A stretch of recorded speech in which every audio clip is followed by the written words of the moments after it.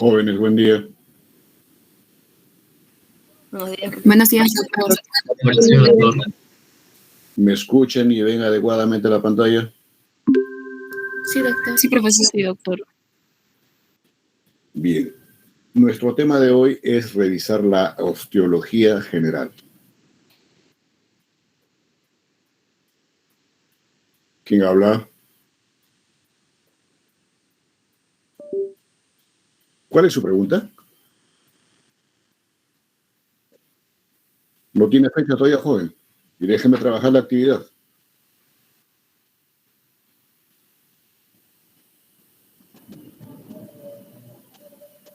Jóvenes, cuando quieran participar, por favor, háganlo adecuadamente, no así con interrupciones intempestivas. ¿Me escucharon? Sobre todo el que habló. ¿Escuchó?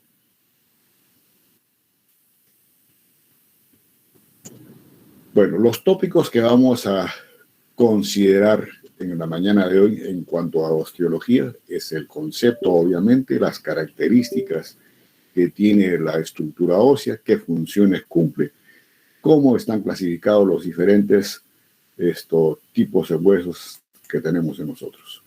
Y ahí tienen ustedes a nuestro esqueleto en una vista anterior y en una vista posterior.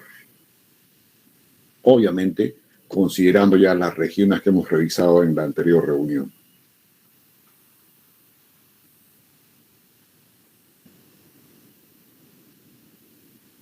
¿Qué se entiende por osteología, jóvenes? Yo creo que la definición no es difícil. Es una parte, obviamente, de la anatomía que se encarga del estudio o la revisión de los diferentes huesos. ¿Y qué cosa realmente es un hueso? Son estructuras u órganos duros, obviamente de aspecto biológico, o sea, se reproducen, crecen, y por tanto son estructuras vivientes y resistentes. ¿Y por qué son resistentes? Ya esto lo vamos a revisar a medida que vayamos desarrollando la clase. Y la otra característica común que tienen es que generalmente son de una coloración blanquecina. Si esto es el esqueleto humano, jóvenes, los huesos tienen determinada posición y distribución y están unidos mediante estructuras anatómicas que ya se llaman las articulaciones. Y conjuntamente la estructura ósea más las articulaciones constituyen ¿qué? El esqueleto de nosotros. Y el esqueleto a su vez, ¿qué cosa constituye para lo que es el aparato locomotor? El elemento pasivo. ¿Y quién será el elemento o componente activo del aparato locomotor? ¿Alguien se le ocurre? Músculos. ¿Quién habló? ¿Quién dio respuesta? Me canso. Sí, está bien la respuesta. Son los músculos. O sea, gracias a la actividad muscular, obviamente se mueven determinado sector de nuestro organismo, unos más, otros menos, dependiendo del tipo de articulación.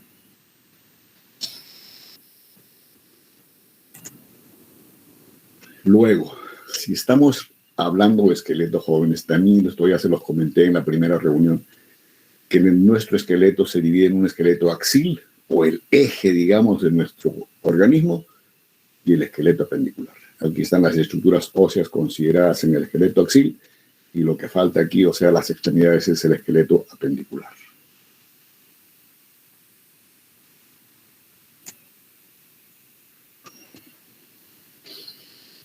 Ahora, vayamos profundizando un poquito más en la revisión de la estructura ósea. ¿Cómo está conformado esto que se llama tejido óseo y es lo que caracteriza a todos los huesos? Y la descripción que voy a hacer es para un hueso en estado fresco, o sea, en el vivo. ¿Y qué es lo que predomina en cada uno de los huesos? Obviamente lo que predomina es el tejido óseo. Pero no solamente hay un tejido óseo aquí. Hay otros elementos, pero en menor proporción que el tejido óseo. ¿Y qué cosa más está inmerso aquí? El menor porcentaje, tejido conjuntivo denso especial. Así recibe la denominación de ese tejido. ¿Y dónde se encuentran ubicados estos tejidos? En la periferia del hueso, o sea, como una recubierta, y también hay tejido conjuntivo denso especial recurriendo a la parte interna de la cavidad ósea. Cuando digo cavidad ósea, eso es válido solamente para los huesos largos, como lo tienen representado aquí en el esquema. Entonces, esto que está así despegado de la superficie es el periósteo. Y lo que recubre internamente a la cavidad ósea es el endostio. Otro elemento agregado al tejido óseo. ¿Qué más tiene el hueso acá en su conformación? Hay tejido cartilaginoso y tejido hematopoyético. ¿Dónde encontramos el tejido cartilaginoso? Ustedes están viendo que la generalidad del hueso tiene una coloración. En este caso aquí está media café claro. Y hay unas zonas que prácticamente son más claras. Los tienen ahí. Esos jóvenes o esa parte del hueso constituyen las superficies articulares. Entonces también hay tejido cartilaginoso como parte conformante de hueso, donde ubicados en la superficie articular. Y finalmente el otro elemento componente del hueso es el tejido hematopoyético. Y el tejido hematopoyético lo encontramos en las partes distales de un hueso, tanto en huesos largos como en huesos planos. Se caracteriza, o en ese lugar es donde se producen los elementos formes de la sangre, pues que se llama la médula ósea. Y en los huesos largos, en el entorno de la cavidad ósea, ahí se ubica el tejido hematopoyético. Luego, ¿qué características fundamentales tiene el tejido óseo en sí que predomina en la estructura general de un hueso? Este es un corte histológico, donde el elemento fundamental son las células típicas constituyentes del tejido óseo, que son los osteocitos, y que está magnificado aquí, y que está dispuesto dentro de lo que es la sustancia intercelular conformante general del hueso. Tiene vitalidad del hueso, sí, como les dije, que tiene estructura biológica, y ahí están los vasos sanguíneos que se encargan de la nutrición respectiva. Y si hay nutrición, contribuye al crecimiento óseo. Y el crecimiento óseo, en cuanto a estructura, son producidas por los elementos jóvenes del tejido óseo, que son los osteoblastos, mientras que las células viejas son los osteoclastos. Tiene que haber un equilibrio entre ambos para que, digamos, esto tenga la dureza respectiva del hueso en la etapa adulta. Un esquema de lo mismo que les acabo de indicar, y dependiendo de la distribución laminar o del tipo de hueso, vamos a hablar de un hueso compacto, o sea, más duro, y un hueso esponjoso. Entonces, hay huesos que en algunos sectores son netamente de estructura compacta y hay estructura esponjosa.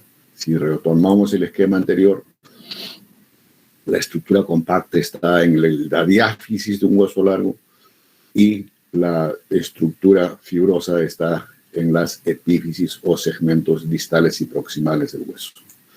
Otro esquema de lo mismo, jóvenes, para que recuerden ustedes nada más, porque esto se supone que ya son conocimientos previos adquiridos en histología o biología. ¿Qué más debemos revisar en la estructura ósea? La composición química y propiedades físicas del tejido óseo. Y en cuanto a esto, el hueso tiene dos componentes, orgánico y el componente inorgánico. ¿Qué es lo que caracteriza al componente orgánico? Solamente representa la tercera parte del peso general del hueso. Y además que está formada por sustancia intercelular de tejido fibroso, tiene fibras colágenas, y si decimos colágeno no son otra cosa que proteínas, y este componente orgánico, así en esta proporción en el hueso, ¿qué hace? Le confiere, entre comillas, cierta propiedad tensil al hueso. Mientras que el componente inorgánico del peso general del hueso constituye las 2/3 partes, o sea, la mayor parte del hueso. Ese es componente inorgánico. Y acá hay fibras colágenas, en el componente inorgánico hay sustancias minerales, calcio y fósforo. Y son estos elementos quienes le dan la dureza, la firmeza al hueso. Y dicho sea de paso, a nivel de los huesos se almacena el 99% de calcio y 90% de fósforo.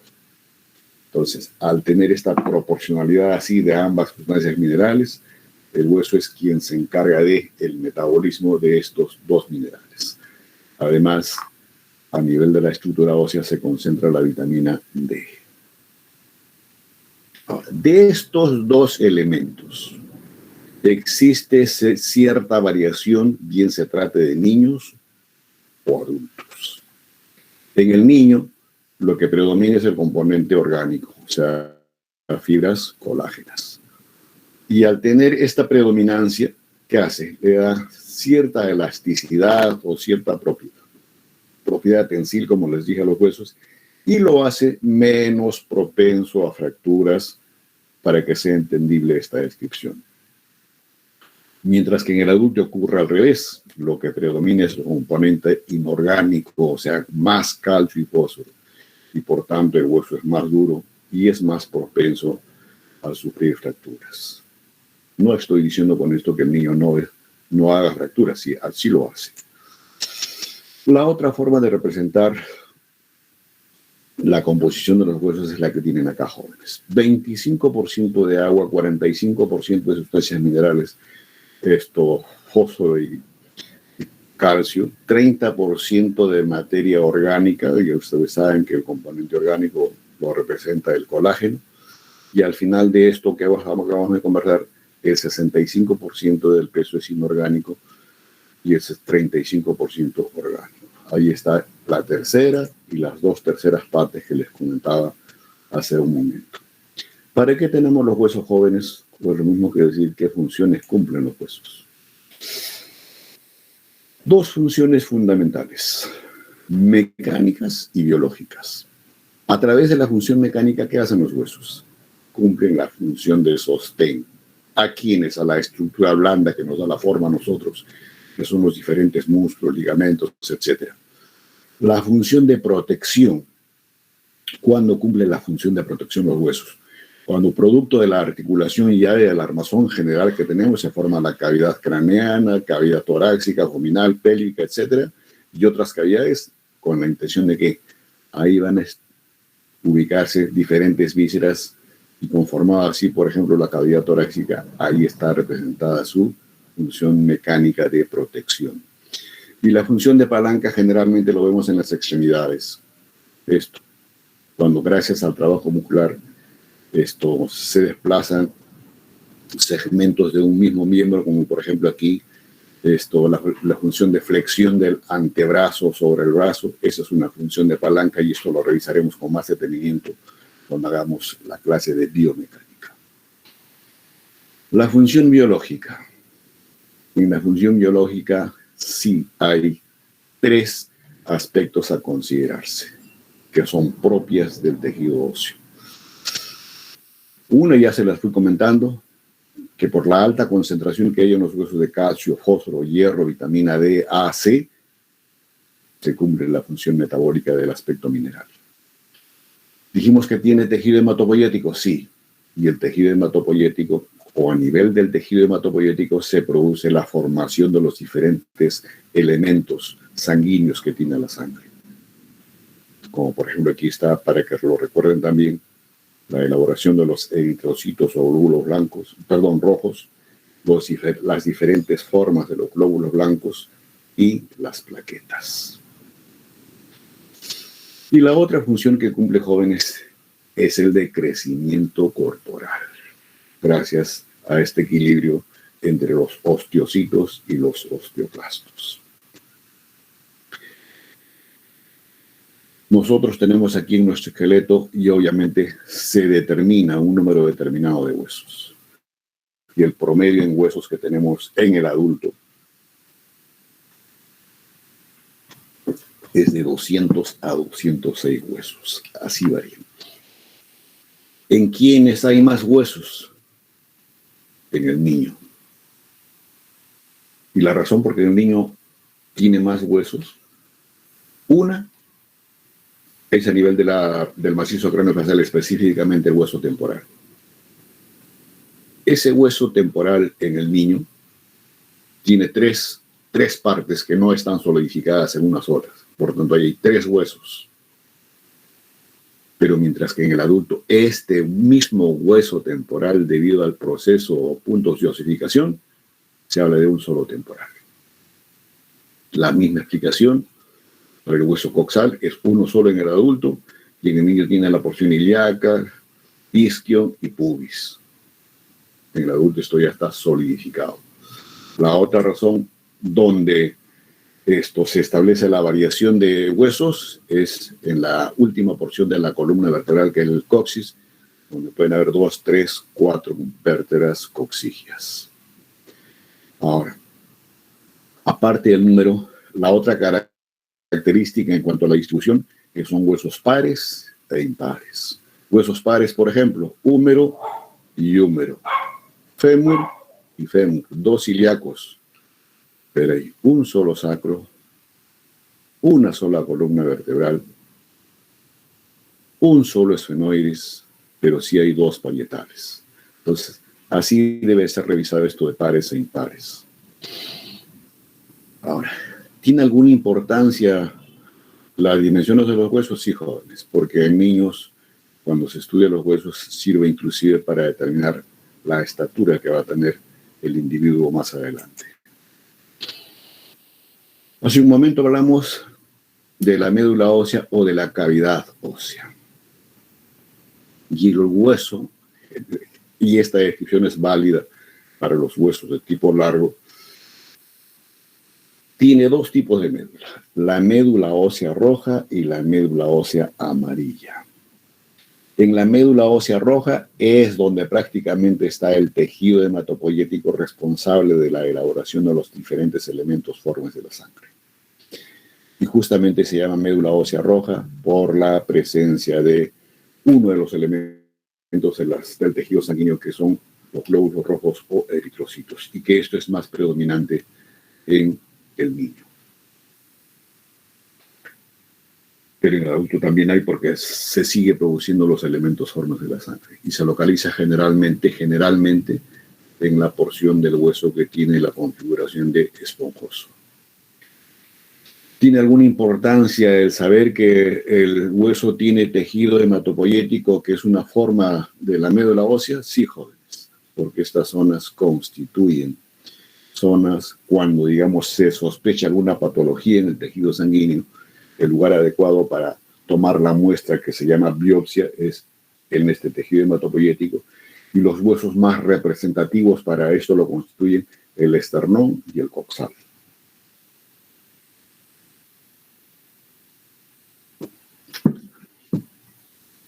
La función de la médula ósea roja ya se los he comentado.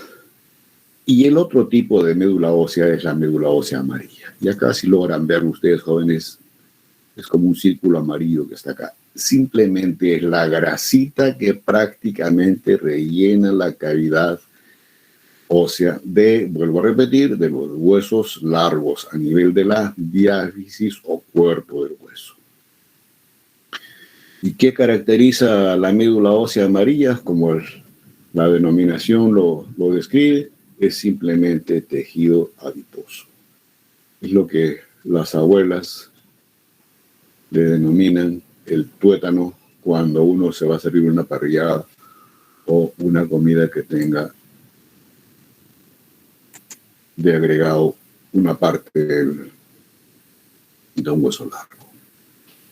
Hace un momento también hablamos que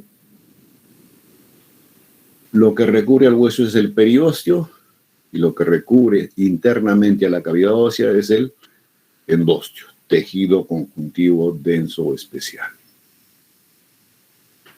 Pues veamos. Hasta ahora hemos dicho que solamente es tejido conjuntivo denso especial, pero ¿qué comportamiento tiene este periósteo? prácticamente recubre toda la superficie del hueso, toda. Ustedes están viendo ahí que es un mismo color el que predomina en el hueso.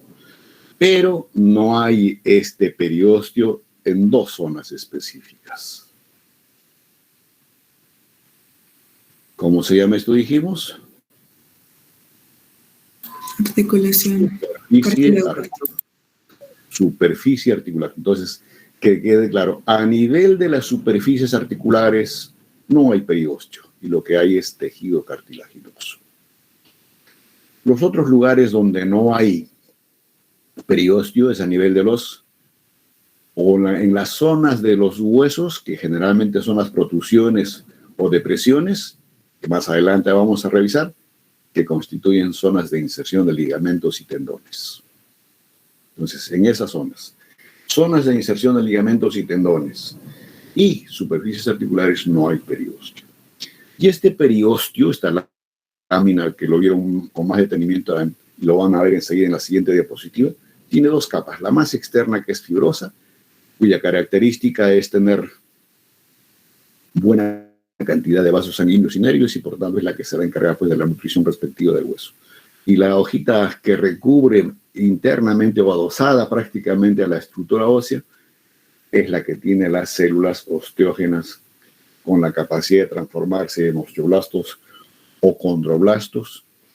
Son los que van a contribuir al crecimiento óseo y también son los responsables de dar la explicación cuando se producen las fracturas. El proceso regenerativo de estas fracturas se da gracias a la participación de esta capa interna u osteógena del periósteo.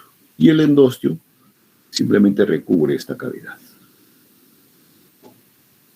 Las cavidades de las paredes óseas de un hueso largo. Y aquí está el periósteo, jóvenes.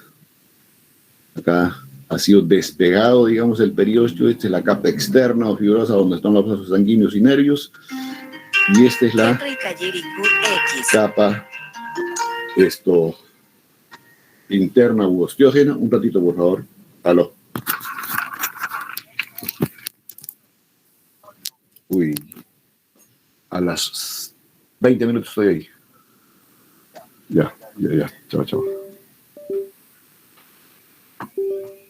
Chicos, les voy a pedir un servicio. Vamos a avanzar 10 minutos más la clase y después tengo una urgencia que resolver, obviamente desde el punto de vista médico. Me pongo de acuerdo con la delegada. Nos queda más o menos unos 20 a 30 minutos de clase.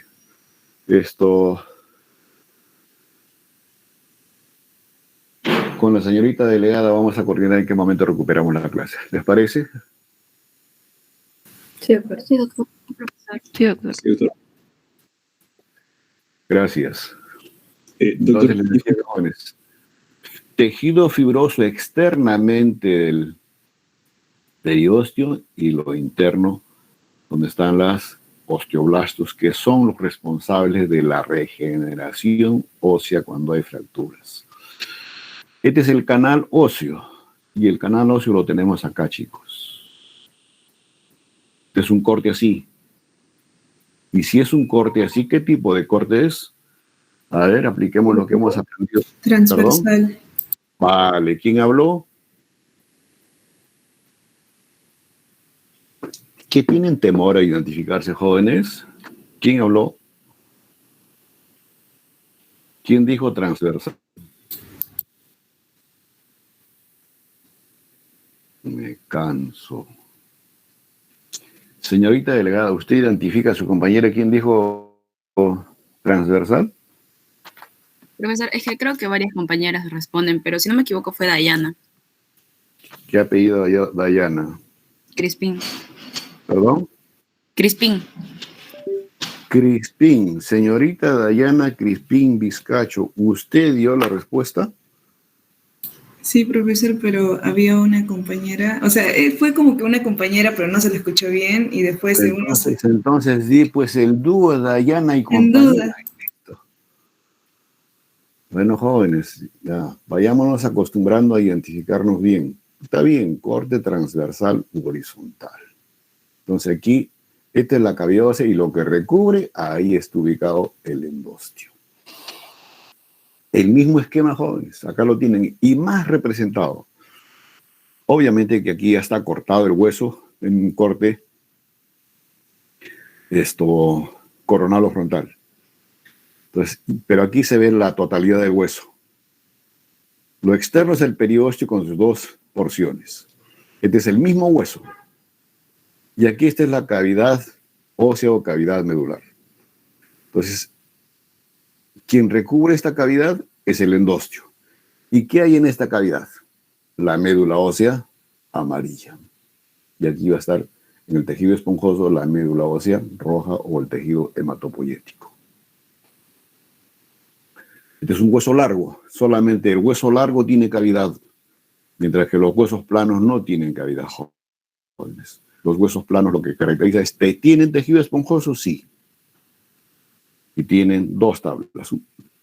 Una tabla ósea interna y otra tabla ósea externa.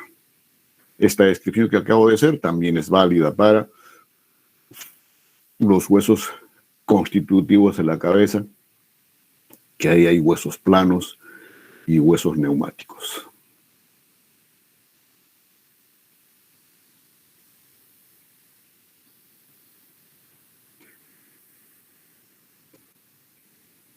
Periósteo existe en toda la superficie del hueso, excepto en las zonas articulares y en las zonas que constituyen inserciones de tendones y ligamentos.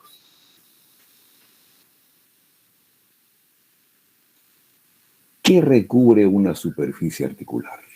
Lo que recubre, jóvenes, es el tejido cartilaginoso o cartílago articular.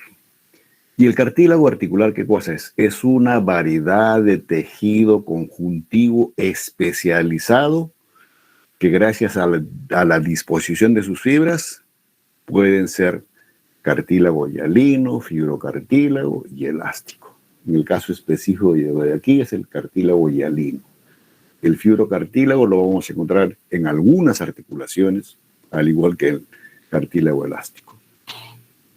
Ya que esto constituye el recubrimiento de la superficie articular, el cartílago hialino, jóvenes, se caracteriza ¿por qué? Por tener abundante concentración de fibras colágenas cuya distribución es muy irregular, está de amplia distribución en el cuerpo y muy aparte que en el adulto está constituyendo el recubrimiento de la superficie articular, en el embrión, jóvenes, existe en mayor concentración. Y después, ese cartílago hialino que predominaba en la conformación del esqueleto del embrión ya es reemplazado por la configuración del hueso del adulto, como les he comentado en la exposición anterior.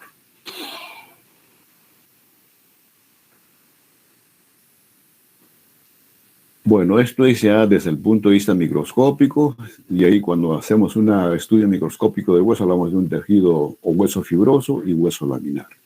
Este es lo que predomina en la etapa embrionaria y esto es lo que predomina en el adulto, porque la distribución de esas sustancias minerales es en el aspecto laminar. Nuevamente un esquema de lo mismo acá, ¿no? Periósteo con la presencia de capilares, la cavidad ósea, este es todavía hueso compacto, de la médula ósea amarilla, aquí está la sustancia esponjosa y por tanto el tejido hematopoyético. Y esta es una de las epífisis, en este caso en el esquema de un hueso largo. Entonces, hasta aquí llegamos, chicos, porfa, y lo que viene en adelante es poco lo que falta, es revisar cómo están clasificados los diferentes tipos de huesos que tenemos en nosotros. Y para que lo vayan revisando, hay huesos cortos, planos, largos, neumáticos e irregulares. Eso lo revisamos en el complemento de la clase. Me van a disculpar nuevamente, como les repito, con la señorita delegada nos ponemos de acuerdo. A priori, por favor, ¿quién es la delegada?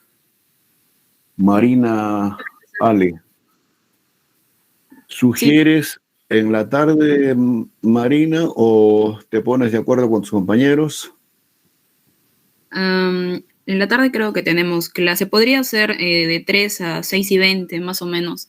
No, lo que falta O sea, Marina, son 20 minutos. en el transcurso de esa hora. Ya, entonces 2:30 nos comunicamos, por favor, y decidimos la hora de retoma de la clase. ¿Está bien? Ya, profesor. Listo. Gracias, jóvenes, y disculpen. Que tengan buen día. Hasta luego, doctor. Hasta luego, profesor. Hasta luego, doctor. Hasta luego.